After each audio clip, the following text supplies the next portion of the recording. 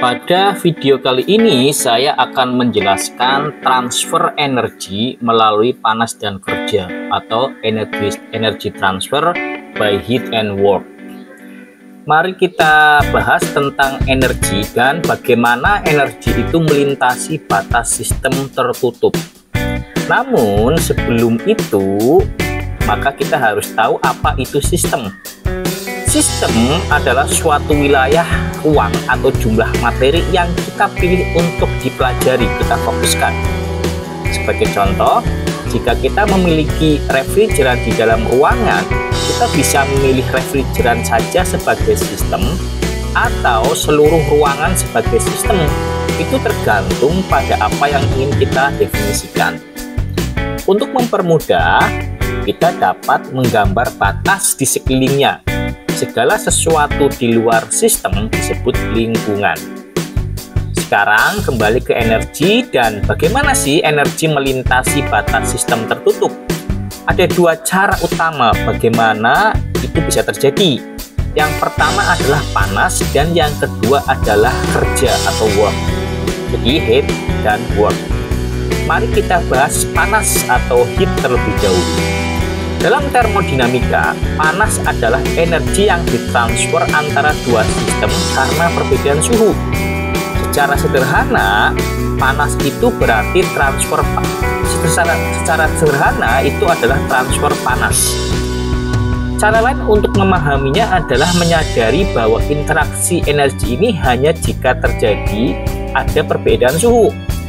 Ini juga berarti jika dua sistem berada pada suhu yang sama, maka tidak ada transfer panas. Kondisi tanpa transfer panas disebut adiabatik. Biasanya panas memiliki satuan energi joule atau BTU untuk British. Ada tiga cara panas dapat ditransfer. Pertama adalah konduksi, yaitu transfer energi dari molekul yang lebih energetik ke molekul yang kurang energetik melalui pergerakan molekul. Contohnya adalah pegangan ketel yang menjadi panas. Konveksi kedua, yaitu transfer energi antara permukaan padat dan fluida yang bergerak. Contohnya adalah angin yang bertiup melewati bangunan atau udara yang melewati heatsink pada komputer. Kemudian yang ketiga, cara transfer panas adalah radiasi, yaitu transfer energi melalui gelombang elektromagnetik. Transfer ini dapat terjadi di ruang hampa atau vakum tanpa memerlukan materi. Namun diperlukan sumber untuk menghasilkan radiasi dan penerima untuk menyerap radiasi tersebut. Setelah memahami dasar transfer panas, mari kita bahas cara kedua, yaitu energi melintasi batas sistem tertutup, yaitu kerja. Tadi kan heat, sekarang kerja.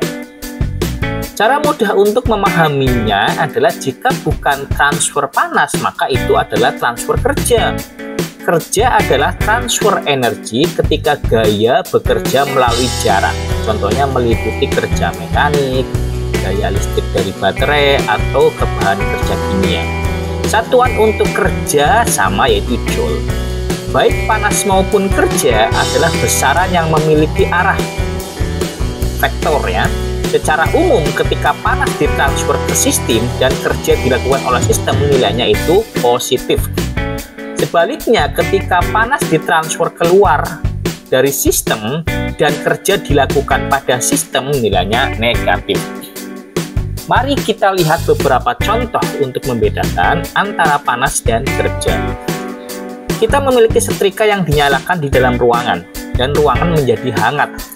Jika seluruh ruangan termasuk setrika dianggap sebagai sistem, panas disebabkan oleh elektron yang melintasi batas sistem, maka ini adalah interaksi kerja. Contoh kedua adalah dalam kasus oven listrik. Jika kita mempertimbangkan oven sebagai sistem tanpa elemen pemanasnya, maka perbedaan suhu antara udara di dalam oven dan elemen pemanas menyebabkan oven menjadi panas. Inilah interaksi panas. Kemudian contoh ketiga, sinar matahari masuk melalui jendela dan memanaskan ruangan. Ini adalah interaksi panas karena ada perbedaan suhu antara matahari dan ruangan.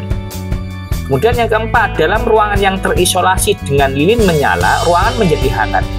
Jika seluruh ruangan termasuk lilin dianggap sebagai sistem, energi tidak melintasi batas. Ini adalah transformasi energi kimia menjadi energi panas yang dirasakan. Disebut juga energi sensibel.